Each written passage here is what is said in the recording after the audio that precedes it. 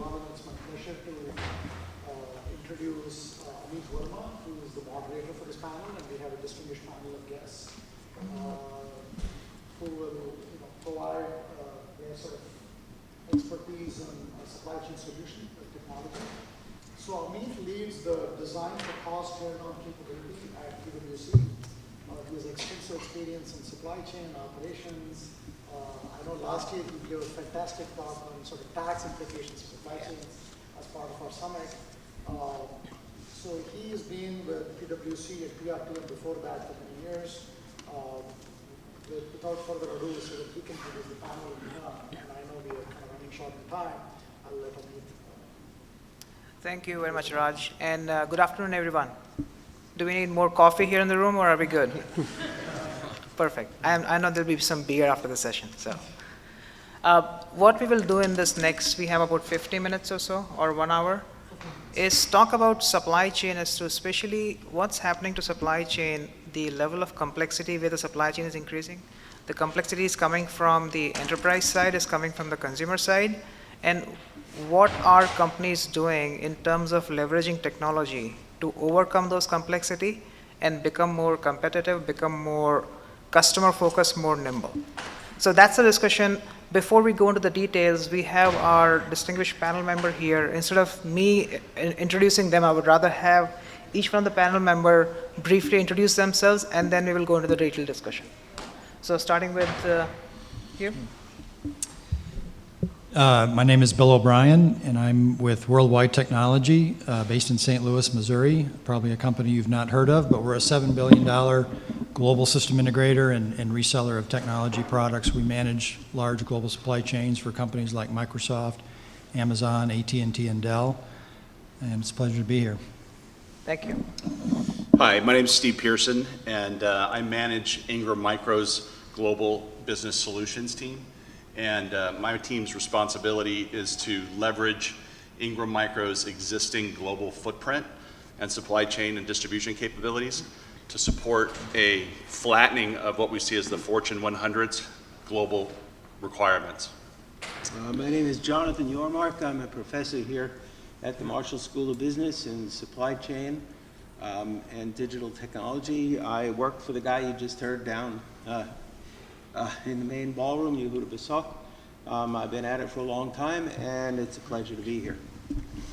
Hi, my name is Cyrus Adavi. I'm CEO of Adexa. Adexa is an enterprise application company located, the headquarters here in Los Angeles. And we provide supply chain planning solutions, sales and operation planning, inventory optimization solutions.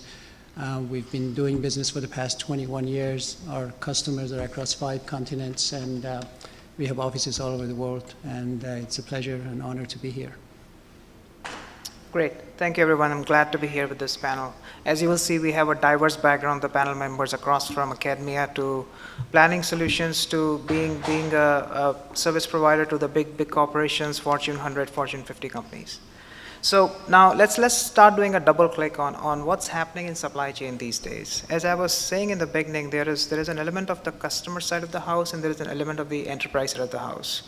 So let's talk about the customer first. This whole instant gratification that I need to know it now, right here, right now mentality is creating a lot of pressure on supply chain. The customer, before they want to buy, they want to know how soon the product would arrive here, where it is right now after I have bought it, and then they are rather faster to receive it and provide their feedback as to how bad or good that product was. Now, this is all great from an e-commerce and digital perspective, but for us supply chain professionals, we need to understand where exactly are the pressure points coming from these customer demands and what exactly is going to happen to it. Look at the enterprise side. We have big corporations, Google, Microsoft, Facebook, not so much Microsoft, but Facebook and Google and other companies who are creating this new supply chain called white box supply chain. So they are totally cutting out the legacy server suppliers and router suppliers, and they are going directly to the contract manufacturers. They are saying strip off all the fancy colors on the bezel, take all that nice 3-layer paint and 5-layer pad printing, just give us that hardcore router in a rack that is of our specification. So cost pressure is tremendous. Time to market has gone down drastically. Time to market is controlled by some of the product development engineering people, but then supply chain is the one who has to get it to the market. We are always the last leg in the delivery. And I was talking to one of my peers that supply chain people would never be heroes. If we have too much of an inventory, we get beaten up because there is too much of inventory. If we don't have enough inventory, we get beaten up because we had some missed revenue. So it doesn't matter what you do, you will be dealing with some issues typical to supply chain.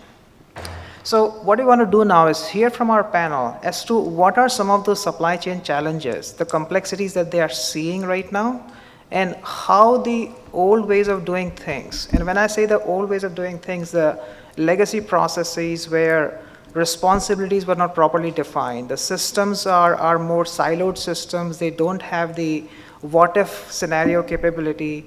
And some of those single-side, multinodal supply chains are not going to work anymore. So what are those challenges and why the current ways of doing things will not work? So starting with you, Bill. Yeah, I can kind of speak to that. And you know, as a reseller of technology, it wasn't that long ago where customers ordered product from us, were okay with standard, you know, OEM lead time, 3 weeks, 4 weeks, 5 weeks, deliver boxes independently to the data centers, you know, not a problem, we'll figure it out. You know, fast forward to a couple of years, you know, 4 or 5 years ago, it became, hey, by the way, you got to deliver the whole project as a kitted solution, and we need that delivered in 5 days when we drop a PO. To today, it's, hey, forget about delivering boxes, build the rack, load the software, test it, so that when it's delivered, we can roll it into the data center. So within a relatively short period of time, the customer requirements have changed. And oh, by the way, manage that globally, regardless of whether you're a global customer or not. So those are some of the challenges that we've seen in supporting, you know, customers around the globe. Right. The requirements are changing. They want things done faster, cheaper, and then better. Exactly. So I'll just add to Bill's comments. So a little further upstream is Ingram Micro, a Fortune 100 global distributor with a presence in over 40 countries around the world and distribution capabilities in over 125 locations around the world. We're Cisco and HP's largest distribution partner, but we don't sell directly to these end users. We sell through resell channels, a network of resellers like Worldwide Technologies. So Ingram Micro has the capability to sell in a typical fashion, local to local, in a foreign country through a local reseller. But what we've seen over the last couple of years is these multinational end users want to streamline the number of resellers that they're buying from, and they want to buy from a very limited or single number of resellers that can provide a full turnkey solution in multiple countries around the world, which has put resellers like Worldwide Technologies in the position where they need to expand their capabilities to support these end user requirements. What I see is very rapid change in what the customer is demanding. Supply chain isn't the right term anymore, it's a value chain. People are expecting more out of what they used to call the supply chain, and it's stretching the limit of what organizations are able to do. So suddenly you need to have this whole digital organization. Nobody's quite sure what that means, but all of a sudden you have to be vastly faster, you have to be more nimble, you have to be agile, which is a little bit different, and I think you have to be a much leaner organization than you ever had to be before.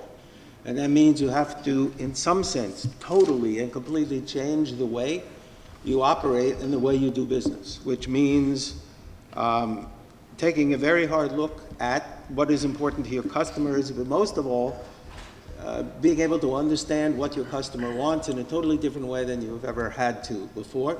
You need to rely on your organization to deliver a product with a level of sophistication way beyond what they've had to do before, and things are moving very, very quickly, so you have to somehow learn to rebuild the organization on the fly to be much quicker at adapting to the changes in the marketplace. And that requires, I think, a total change in mindset, perhaps a total change in the CIO and what your requirements are for the CIO and how you envision the job of the CIO in that organization. And we'll probably get into some more of that later.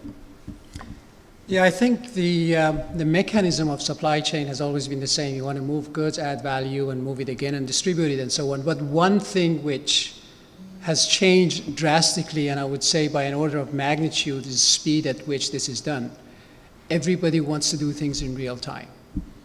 Earthquake in Japan, tsunami, dock workers strike. What do I do now? The truck doesn't arrive at one of our customers, a major farm equipment manufacturer. He says, oh, this morning I have nothing to do. What do I do? What can be done? So the speed at which you respond to the customer when they come to you and say, can you deliver 2 weeks from now, 1 week from now? Can you reliably tell them, yes, I can deliver? And how do you go about doing it? So the information is there, but it's not in a place where you can actually put it all together and say, yes, I can do it. And the complexity is going up. The complexity is, but what I mean by that is the way the products are built, there is a lot more mix of different products, mix of SKUs. We were just talking about, we have a customer that only makes black dye, and yet they need a planning system because there are so many different variations of black dye. There are so many factors that now customers consider because they look at the supplier, are they qualified? What about their suppliers? Are they qualified? So different customers are asking for qualification across the entire value chain. And this is causing a lot of complexity. And then there are all kinds of geopolitical issues. You know, sanctions all of a sudden come about. You can't make this product and import it in the US if certain material is being used. We have a major electronics customer that they actually build the product in China, and then they export it to a Latin American country, disassemble it, assemble it together because it's cheaper, but the government wants a certain amount of work being done or finished in that country. So all of that needs to be taken into account in the design and operation of the supply chain, which is becoming more and more complex and in real time. And that's what's adding to the complexity. So to bring it all together, what we heard from our panel members is some of the things, if I were to summarize, supply chain is becoming complicated. It's becoming, I think, one of the most complex supply chains that we are seeing in recent past. Why is it happening? The customer requirements are increasing. Their expectation for what the product could be, how it can be a product specific to their own requirements. Requirements are high. Their speed expectations are totally different. They want to know it now. And I'm not just talking about end user like a Joe Jackson or any regular customer. I'm talking even about the enterprise customers. When you are a big customer, like you are a big customer buying X number of servers on a monthly basis, you really want to know what exactly is happening in supply chain. And if there is a small disruption, if there is an explosion in China, they want to know right now as to what is the implication on their existing pipe and the future pipe. So the speed at which the customers are demanding the information and the what if scenario is increasing exponentially. So now to take it to the next step, what exactly companies have to do differently to address some of these challenges? There is a process element, there is a organization element. We heard about organizations being nimble. There is an operating model element because we heard that SKU complexity is also a big problem. There are so many SKUs. Companies historically were in a very simple operating model where they will, right at the origin, they will carry a huge array of SKUs to fulfill everything. There is a new operating model, I shouldn't call it new, but not many companies use that kind of late stage postponement, where they wait for the demand, they carry a base SKU up to a certain point, and then it's kind of a push-pull supply chain. And once the final signal comes in, at that point of time, they will have that specific SKU which will get pushed into the supply chain. So let's hear from our panel as to why the old ways of doing things will not work, and what are those things that companies need to think differently, and also will start applying the technology filter to as to what are the things in technology that should be leveraged to deliver that change. Yeah, so I'll start off, kind of two things. I mean, I think the point of value chains was brought up in the last couple of set of comments. So to meet these increasing complex requirements from customers, it's hard for any single company around the globe to do that. So, even though we as a company have invested pretty heavily over the past 8 years to kind of expand, to add different capabilities around the globe, we can service our customers in about 40 countries today, but we rely pretty heavily on partners like Steve from Ingram to kind of extend our capability kind of country by country. So that's one. It's really a combination of companies and partners with different capabilities around the globe. But maybe even more importantly is kind of the integration of information. So the one thing that allows us to hit these really, really tight SLAs for these big customers is we have to have good integrated information about what their project build schedules look like,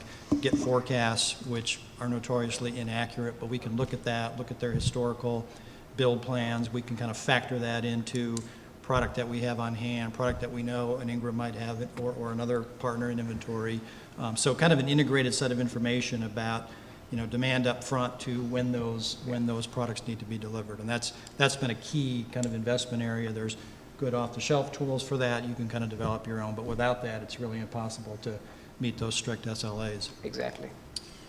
So we at Ingram look at this challenge from the perspective of a distributor whose role historically in the supply chain is to buy product from a manufacturer and get that product to its point of consumption.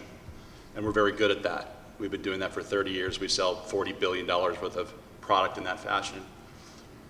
Over the last couple of years, as I said, we've seen a flattening of the end user supply chain requirements, where they want to limit the number of partners that they work with.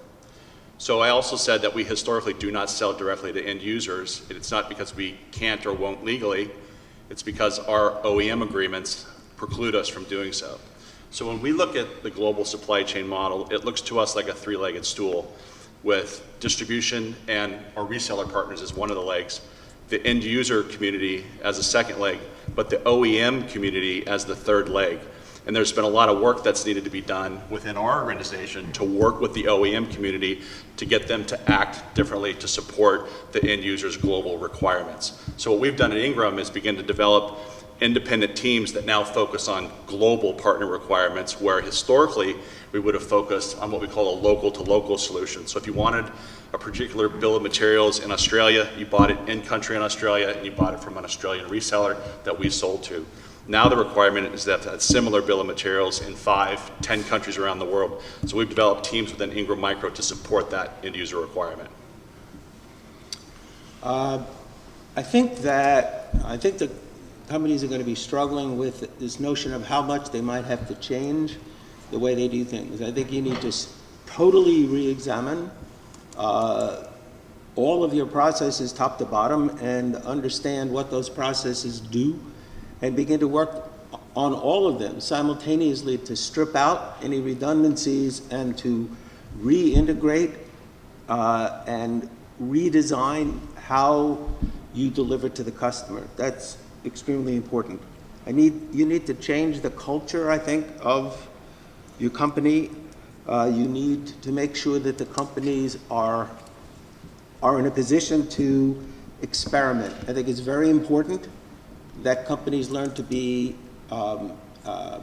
evolutionary. That is, they're constantly changing, constantly developing new ideas and being innovative, and that may not be part of the company culture. So your ability to change that so that the company is willing to experiment, that means that they're willing to embrace failure. Nobody likes to say failure is our most important product, but I think ability to fail gracefully is a very important product. Another one is understanding how easy is it for your customers to do business with you, and understand the customer experience top to bottom so that you can be constantly redesigning that experience and staying on top of it, because I think that's very important. And you need to be very tuned into process automation and automate, get the decision making out of those processes, get them more tightly integrated so that you can be more agile, be faster, more collaborative. Restructure the way you view the CIO. It's not a technology guy who also knows business strategy. It now needs to be a business strategy business strategist who also understands the technology and what to do with it. And you need to embrace data analytics in a big way. No more decision-making by opinion or, oh, we always did it that way, or I need 40 years of experience to learn how to do it. What I need is lots of data and make decisions based on the data. I never forget a quote that I heard from an executive of a steel company long time ago. It's probably 20 years ago. And he said, in my company, steel moves faster than information. And it's very telling that what is going on in companies and why that is happening. And I would add to that is not so much the movement of information, because nowadays we have so much data and so much information. The question is, what do you do with it? And how do you integrate the information? Now we are talking about integrating your planning with your execution, integrating financials with your sales and operations, integrating your PLM solution with your supply chain. You know, people talk about digital manufacturing and how accurately you can project how you manufacture. The question is, when you're putting this product in place, how do you ramp up, how do you phase out, and how do you make all the changes go directly into your supply chain and then goes into your supplier to ramp up the product? And you know, nowadays the way they do it is they take it from PLM, put it into ERP, and then send it to supply chain planning. A totally useless, you know, step in between, whereas it can be real-time changes from PLM into your supply chain.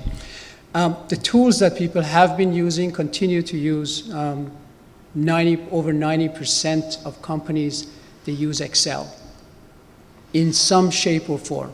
And it's sometimes is mind-boggling, because some of these fabrication lines, semiconductor fabrication lines, they cost $4-5 billion, and they run it with Excel, which does not take into account interdependency, nonlinearity, all of that stuff that truly can help with better utilization, lower working process. You know, $4 billion facility, 1 or 2% in equipment utilization or even reduction in working process, tens, hundreds of millions of dollars. So those are the kinds of tools, and people have been focusing mostly on, you know, philosophies like just in time and so on, which is great. But those are execution systems. The problem is that if your demand fluctuates, which is happening all the time, you know, we have a beer company a brewery in Germany, and they have no storage. When the weather becomes great, which happens overnight in Munich, all of a sudden demand goes up. When it rains, demand goes down. So how do you react to those changes? And you know, those conventional tools are totally incapable of understanding. When a customer comes to you, ask for when can you deliver? Unless you have the totality of the information in one body, there's no way you can tell them. How do you know what your subcontractor is doing in China? How do you know what allocation of goods you have or finished products you have to your existing customer, existing commits? So you got to have it doesn't matter how many people you throw at this, you still need to have all of that information in one place to dynamically examine and re-examine and then say, oh yeah, this is when we can deliver. So having that integrated global understanding of where you're at any point in time is really where it's at. And that is, you know, cannot be accomplished with the conventional techniques of Excel and others. Which is a good segue into the next question I have for the panel members. Based on the industries you operate in and the customers you serve, and the complexities that we have talked about and what has to change, global collaboration I heard integration across the functions, the classical functions that used to be siloed function, planning, execution, PLM, suppliers, the plates are shifting, they are merging into each other. Culture aspect, customer experience, the whole idea of ease of doing business, customer experiences is a key thing. So with all these things that companies are doing differently, what are you seeing in terms of the techniques and the technology that is being put to work so that the supply chain becomes nimble, gives you an edge, and is allowing you to fulfill some of the things that we just talked about a few minutes ago? Yeah, so a couple of things. I think we talked about kind of the importance of really having kind of well-designed, processes end to end. And not only having that, obviously collaborating with the customer to make sure that you're meeting their requirements, collaborating with all the kind of the partners in the value chain, but then, measuring that process end to end. So we put a big emphasis on collecting data, measuring processes, committing to SLAs, and then showing, via data how we're hitting those SLAs, or when we're not, how we're missing those. We put a huge emphasis on that. We have about 3,500 people in our company. About 350 of those people are in IT. So pretty big ratio of our total employee base to IT. And we use those assets to do internal work, but also to tightly integrate with our customers. So we collect a lot of data about our processes. We share that data with customers. They don't necessarily have that data at their fingertips, so we do a lot of that for them. And we kind of, work together to make those processes better. So I agree with those comments that Bill made, but so data analytics for us are key. We used to look towards our customers and others to help us with those analytics, but we realized as the end users are looking to extract themselves from the procurement business, they're looking to reduce OpEx, and they're looking for someone else to play that role in the supply chain. We realized that we had access to historical data analytics that we could then help begin to forecast what their requirements were. Another thing that we heard is at Ingram we say fail fast because of the changing dynamics of the market. We have to do things differently that we don't do today. We have to try to predict what our customers are looking for tomorrow and how we, with our existing footprint, fulfill that space. I think a critical aspect of all this is inventory visibility. I think that has to change and change rapidly. You need to know where this stuff is, where it needs to be going. I think that inventory optimization, that is, where is that inventory deployed, or what is it designed to do, and how you make those pieces of the inventory puzzle work together to meet the needs of the customer quickly. I think that's very, very important. One of the things that keeps popping up is in the trade press, there was an article a few days ago about Target, again, struggling to keep product on the shelf in the face of growing emphasis on e-commerce. So their system is simply incapable of adjusting to the fact that there's a new way of marketing. The old system simply isn't working. So the big players, Walmart, they ought to know what they're doing. They themselves admit they are struggling, try to figure out how to adapt to the customer going more online for many things, and yet they are designed for the exact opposite. They have a small number of stores, relatively, with lots of inventory, and the customer, and it's designed so the customer comes to the shop a small number of times, buys a lot of stuff, and goes away. But now the customer is flipping that around, right? They want to come to the shop many, many different times and buy a small amount of stuff, and they're simply not in a position to actually meet that kind of a business model, and that they have to get a handle on really fast. Yeah, from our perspective, these are very exciting times, and one of the reasons is that there is now a whole host of different techniques, including visualization, optimization, different modeling techniques, artificial intelligence, and even social media. These are the kind of technologies that are being blended in order to create a more effective management of supply chain. And a lot of it has been made possible because of the availability of powerful processors and so on. Nowadays, with millions of different variables, you can run a global supply chain within half an hour to decide what the optimal way of manufacturing is, where to make it, how to transport it, where to build it, how much of it should be sourced from which supplier, which substitute materials to use and not to use, in order to optimize the supply chain. And if you don't like it, change a variable, change a factor, run it again. Use it for risk as well as analysis for what we call predictive analytics, because it helps you to say, oh, what if the supplier goes away? What choices do I have? What can I do?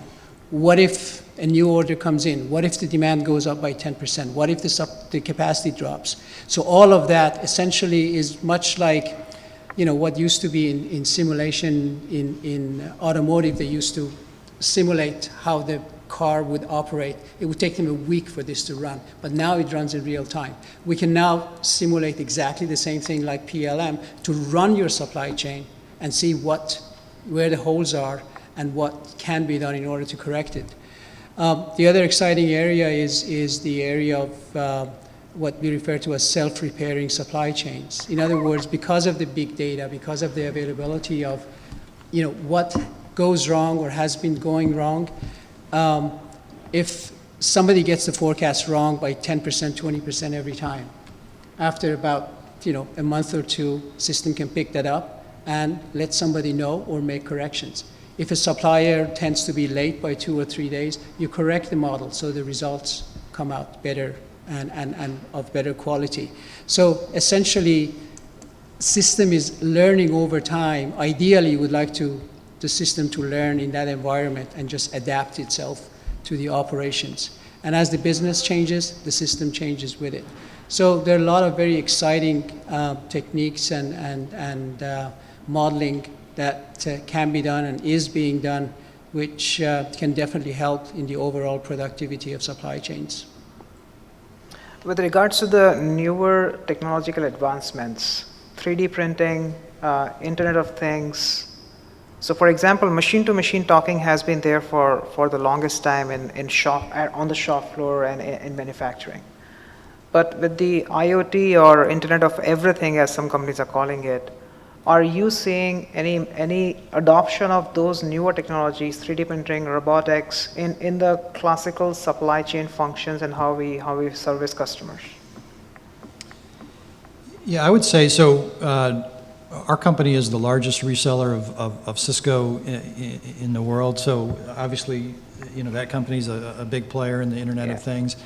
Certainly, and I'm not a technology guy, I'm a supply chain person in operations, but certainly hear a lot of talk about you know, that technology, those kinds of solutions. I think we're just starting to see some of that kind of show up and the impact on the supply chain. So hasn't really had a big impact yet, but I think it will, just based on, you know, all the talk and all the you know, all the things that we're seeing kind of up front in the process. Exactly, and what is happening right now is we are seeing less benefits of this technology in supply chain. We are seeing additional pressure points caused by these devices talking to each other. Yeah, so I would echo those comments. We see a shift in the set of product types that are being required or requested, and we're also seeing a significant shift in how those products are used in the cloud and in the cloud environment, meaning, you know, on-prem or off-prem. We're seeing challenges associated with regulatory and taxes associated with that, where the product resides versus where it's being consumed. So we see a shift in what people or what end users are requiring to support the Internet of Things, and we, you know, as an organization are trying to constantly, you know, evolve ourselves to be prepared to support their requirements. What I see is a shift in a very eerie direction towards what I would call autonomous supply chains. Everybody talks about self-driving cars, right? That gets a lot of hype today. Self-driving cars, we already know how to do that. It's a matter of acceptance. Self-driving trucks, that's actually farther along, and that has a lot of interesting implications. But where it really gets down to, it's a question of what is the granularity you're talking about? Just how quickly do you expect to be making decisions, and what sort of tolerances are you willing to accept in the way you do things? I was always impressed by a capability that I didn't even know existed. How accurate are the trains are the super trains in Japan expected to run. So turns out their idea of on time is plus or minus 4 seconds. Now, why you would want to need to have your trains run that tight, I don't know. But if they can do that with a system as complex as that must be, but because they have the visibility, you're able to get a control system to make that work. Surely we can do the same with the supply chain. And more, the capabilities that we call autonomous, meaning the machine is making the decision based on all of the inputs that are coming. So machine learning and having the horsepower in place to be able to support that, all of that is coming. So self-driving trucks might be interesting, but a self-driving supply chain, I think, is a whole lot more interesting, and I think that that's where it's all headed. I'm not sure if I remember the numbers correctly, but I guess 60 years ago, it would take about 10 years for the amount of information that comes to you to double. Nowadays, I think every 10 minutes, that information doubles. And Starbucks just announced that they have internet connection to every coffee machine. Can you imagine the amount of information and data they'll be getting every day, every second, from every coffee machine in order to decide, what is selling, what is not selling? But, closer to home is a lot of us have 500 TV channels. And how do you know which one you want to watch? How do you know it's the optimal program at that point in time that you want to watch? The point that I'm trying to make is that with all this information that is coming to you and will be coming to you, you got to have systems that can manage that information and make intelligent decisions and make recommendations. You can't go through this on your own, because by the time you go through every channel, the program is already over. So data is going to be there, information is going to be there. A good example of it is stock market. The information that these money managers get is available to all of us. But they have programs that constantly try to make sense of that, and then they decide whether they're going to buy or sell. So that becomes critical as to how we receive the information and what we do with it, and what tools we have in order to make good decisions. Great. At this point, we will open the floor for questions from the audience. Over the past 10, 15 years, companies have moved from custom software to packages, ERPs, MRPs, Excel. Is that really a bottleneck?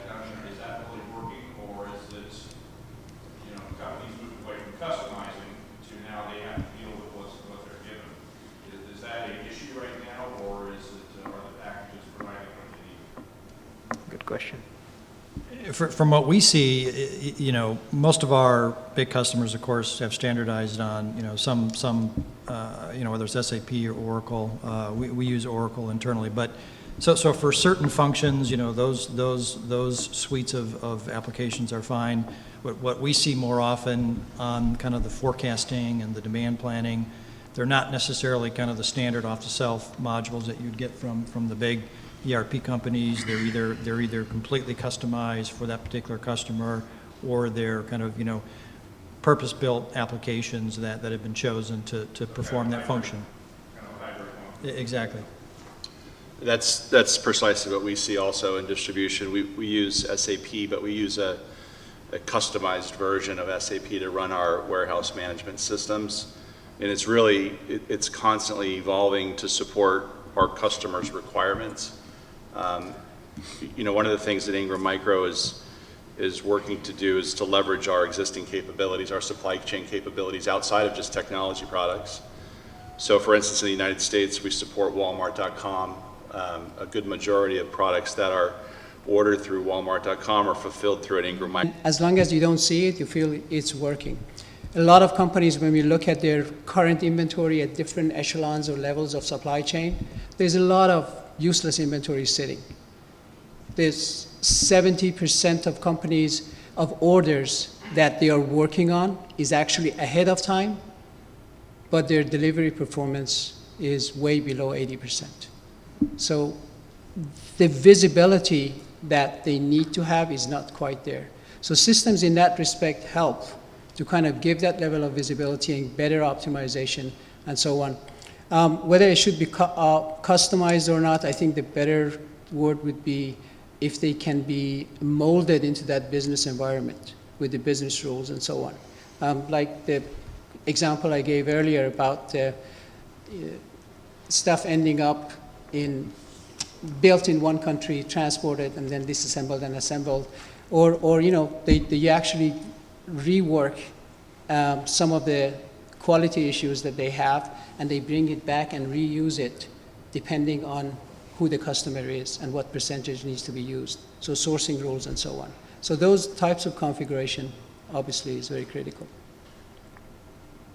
Go I ahead. guess to add to that question, as far as creating the visibility with the customers, obviously we have the ERP systems, and, SAP, all those, but as far as displaying it to the customers in real time, how do you guys do that? Are there different platforms, whether it's dashboards, SharePoint, similar to that type of stuff? I guess from a 3PL, I work at UPS Supply Chain Solutions, and we have different ERP systems, but it's just a matter of communicating that information with our customers. And I guess that's just trying to find out how to do this. Yeah, I'd say it's different customer by customer. I'd say in some of what I would consider our most sophisticated customers, we have developed some custom applications and deliver that over a web portal to them so they can kind of see in real time inventory that we're maintaining them in specific parts of the globe, whether that's our inventory. In some cases it's customer owned inventory. In some cases it might be inventory that we know a partner has access to. So those are typically custom applications, but access via the web, kind of anywhere the customer has access. Yeah, ours are as well. They're web-based connectivity, but they vary dramatically based upon who the customer is. So we support Dell as both a customer, consumer, and a customer. British Telecom or Apple, all very large multinational organizations that have fairly well thought out and rigorous requirements in the way that they want to see inventory availability. So it's really a collective of working together to try to determine what they want and how we feed that from our system into theirs. I think the change in consciousness is very important. Everybody's hot on the Internet of Things. It's been around a long time, but now everybody's starting to talk about it. Once again, I think it's very important to appreciate what you mean by real time. You really have to up your game by a factor of 10 in terms of real-time data acquisition and display. And to the comments that were made by Dr. Adavi earlier, you need to have all of that data, and you need to have it all the time, and you need to have it very rapidly. No sort of people system or system we've built, I think, up to today can really cope with that data. But there's huge value to be gained by having autonomous systems that can grab that data and do something with it quickly. It's just beyond what we now call an organization is able to deal with it. I was reading an article the other day about an autonomous race car, all right? So, Indy car. Goes round and around, so what? But the race car was able to get around by itself, autonomously, faster than the regular professional driver was able to do, because it can sense things that the driver can't sense, and can do it constantly, and can correct much, much faster than a human being can. And so it's that sort of thing that I'm talking about that will slowly invade and change things.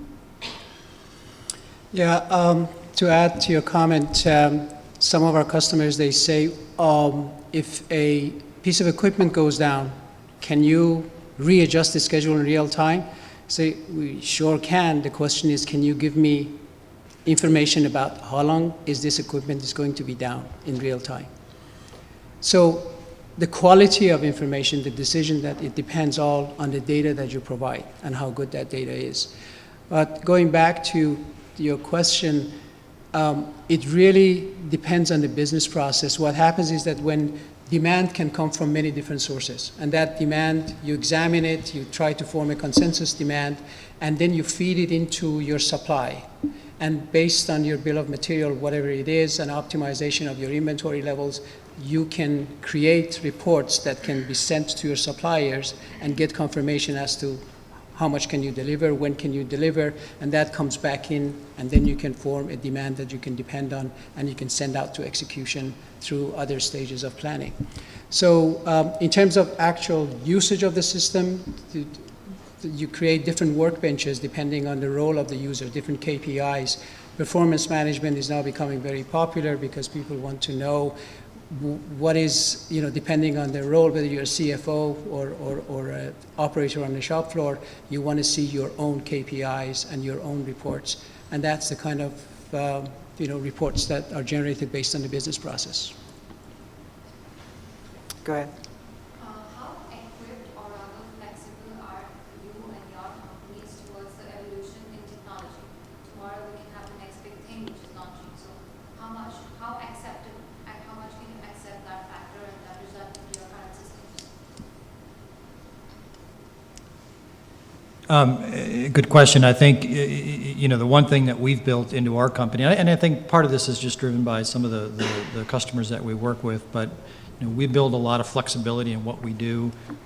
We feel we're pretty good at technology with the investments that we've made, but if you get complacent in that thinking, you'll get left behind. So I think we're pretty open to looking at new technology, new ways of solving problems.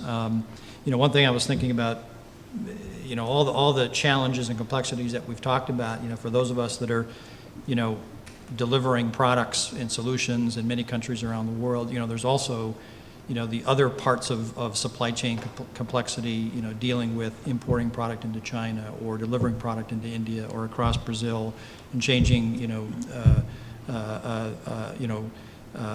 value of the dollar against the currencies that you're selling to. All those other things that you've got to be able to understand, collect information, put those into systems, be able to make good, valid, real-time decisions. And to your point, being open to kind of adopting the next best thing when that is in fact the right piece of technology to use. Sometimes it's forced by our customers down to us. Sometimes we bring it to them as hey, this is something you ought to look at. How often do the customers accept it or do you accept it? If a big customer is asking us to do it, we typically accept it 100% of the time, unless it's completely crazy, and then we try to argue. Usually, again, you can't do things that are silly. We try to look at it from the customer perspective.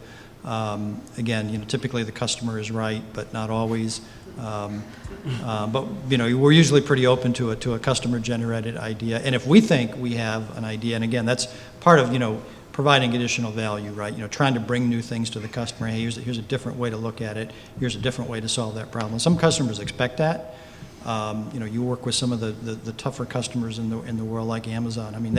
They expect process improvement and savings on a regular basis, and if you're not doing that, you probably won't be a supplier in the long term. So we try to bring those changes to the customers as often as we can. So I would just add to that, historically, from distribution's perspective, we were not good at all. We were very set in a fixed way. But over the last 5 to 7 years, our customers have forced us to be better and act differently and more quickly. So, and we continue to do that. So I think it's now becoming more of a proactive culture within our organization, to be more proactive so that we can present solutions. But historically, we were very slow to act. You just can't, you have to be fast. You can't not be. You have to be open-minded. You have to be, as just pointed out, you have to be willing to shift and shift fast. And Amazon was beat up in the press recently because of the pressure it was supposedly putting on its employees to respond very quickly. It wasn't a fun place to work and so on. That may be, but they were getting results, and, you know, it's why it's called a job, all right? It's not necessarily always fun, but it tends to pay the bills. The flip side is, if you get an organization that's really energized by all of that pressure, you could do amazing things. Look what's going on in Tesla, right? General Motors thinks their idea of an electric car is one that can go 40 to 60 miles on a charge, and Tesla does 260 miles on a charge, and they're still pushing it up. So it depends on your point of view. Yeah, generally, we find the executives of the companies, they are a lot more open to new technology. They're more willing to take risks and so on. The problem that we run into every now and then is that the users look at the results and say, this is not what I've been doing, or this is not the way I've been doing it, and your results are not the same as mine. Or, you know, the sourcing percentages from different suppliers is not quite the same as we would like it. And educating them to try to make them understand that you can get a much better, if you do it dynamically, you get a much better results in terms of sourcing percentages. It's hard for them to accept it. It's a different way of doing it. Taking them away from that Excel spreadsheet, it's always hard. But, you know, if there is commitment from the company, from the vision of the management and so on, they come to terms with it. And, you know, you just have to be with them, hold hands, and in a way educate in terms of what are the possibilities, and these are the stuff that you're not seeing, you could be seeing. Go ahead. I've got a question that's somewhat of a corollary of how you respond to something that becomes a hit or becomes a dynamic change within a marketplace that you want to respond to quickly. I work in an industry that is decidedly not very tech. It's very slow. I work in the corporate real estate services industry. We put people like you into physical space. Physical space is this fixed thing that's tied to the ground, and you can't just snap your fingers and have 1 million square feet cross-dock facility go in the next day. To what extent do you see cost creep in real estate costs, lack of availability, or product meeting the needs of your industry going forward? To what extent are you seeing headwinds, and does that have any impact on being able to respond to new customer requirements, you know, being able to jump on the latest and greatest, or working with maybe marginal business partners where profitability to take down space and dedicate space and allocate costs on a forecasting basis? 5 years ago, you might have gotten some concessions to do so. Now it's must take, start paying tomorrow. You know, are you seeing headwinds as it relates to the physical space? Yeah, so the physical space is outside of my area of expertise, but I will tell you, with that said, it's very near and dear to what we do. So we all know about it. And again, I can't reiterate how far it is out of my daily space. But as a result of the requirements, space requirements, the ability to be up and running, we do a lot of things more creative now. So we've talked a lot about, or Bill and I have talked a lot about global end user requirements and the ability to predict or to look at what those forecasted requirements might be. It forces us to look at where we store that inventory, because one of the things that is a challenge in our business, particularly with large manufacturers like HP or Cisco, is it's very challenging for them to take time out of their supply chain, and the customer doesn't accept that as an answer. So they expect one of us to do it. And so we have to be very creative in where we store that inventory. So we've spent a lot of time over the last 12 months, our two organizations, developing some very creative solutions for inventory or for supply in fairly remote Southeast Asian countries, where we may not have a very robust inventory capability, but we might centralize that in one location where we can ship it relatively quickly. So we're forced to deal with inventory, the space that inventory goes in, and how we get it to the end user quicker to take time out of their supply chain. I don't have a comment. No, I yield my time. I mean, the only thing I would add, you know, again, we have selected facilities kind of around the globe where we physically store product, mostly on behalf of customers. But you know, Ingram as a partner has a lot more places, a lot more facilities. So we, you know, we can kind of flex up knowing that we've got a partner that we can kind of lean on in different parts of the globe. So that's how we deal with that challenge, so that we don't have a lot of fixed space around the globe. But you know, and that just means you've got to have a good partner that you can pretty quickly work with to meet a particular demand. So yeah, I just add to that. I think there's been an undercurrent in the discussion that we've had, is that we've had to act quickly to do things differently. So we have to partner. We have to leverage with the resources that we have. I said earlier on that Ingram Micro is a huge global company with a lot of fixed assets and locations. Are those in the right location? I would argue in some instances no. But I don't have direct access to all the end user partners. So as a distributor, we don't see is real-time access to what an Amazon might want as an end user, or a Google or a Facebook that a reseller sees. So we have to work together and communicate what those requirements are and work collectively to try to develop a solution that leverages our existing capabilities or allows us to put capabilities in place. Sure. I love stories. Could you tell a story about a technology or IT implementation that you've seen during your time that was either a big win or a loss, and how you would quantify it, you know, dollar-wise, return on investment or something like that?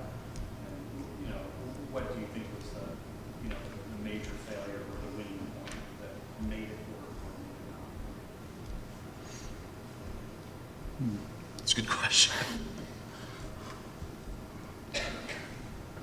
I can share with you some of, I mean, Probably got a bunch of them. thanks for asking that question. Our customers generally,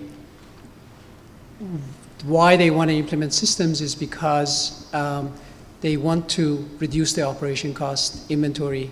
They want to perform better delivery performance. Just to give you one example, a major CPG company in India is probably the largest in India. They wanted to see how they should put their distribution centers together in order to reduce inventory and cost. And they actually ended up eliminating one distribution center, and they improved on delivery performance. That's huge. You know, they have 10% of the CPG market in India. We've had customers in Korea that they actually improved their market share by 2% in memory industry because of better delivery performance. One major memory manufacturer in the US, they improved delivery performance. They used to be one of the worst suppliers of one of the major computer manufacturers, and when they implemented the system, they actually improved delivery performance by 10% and made them, you know, one of the best suppliers. So delivery performance, the right inventory level, better visibility across the market, cash-to-cash cycle. I mean, we deal mostly with C-level executives of companies addressing those problems in terms of how to improve cycle times, how to improve inventory, how to improve delivery performance, and so on. Have you seen any sort of, you know, ability to make, you know, lower the cost on this? It really comes down to headcount, the number of people working with the spreadsheets, right? You know, it's kind of what we do now. And I find it insane because there's modern systems out there. So is there, you know, have you seen some sort of... There has been quite a few examples of that, but it's not significant. In Japan, we implemented a system. They have 2,000 users. And the biggest aim that they had was, we want to have one forecast for the whole company. It's a major electronics manufacturer. And they said, you know, this is what we want to drive at, that all these different forecasts and demand signals coming to us, we want to create one forecast for the whole company so we know if we can supply it or not. So the objective's different, but in terms of the kind of cost savings they get in inventory and better market share and so on, you know, few people here and there is really insignificant. more quantifiable market share cost? Oh yeah, it's because of the delivery performance. What about, you know, specific APIs or, you know, issues? You deal with a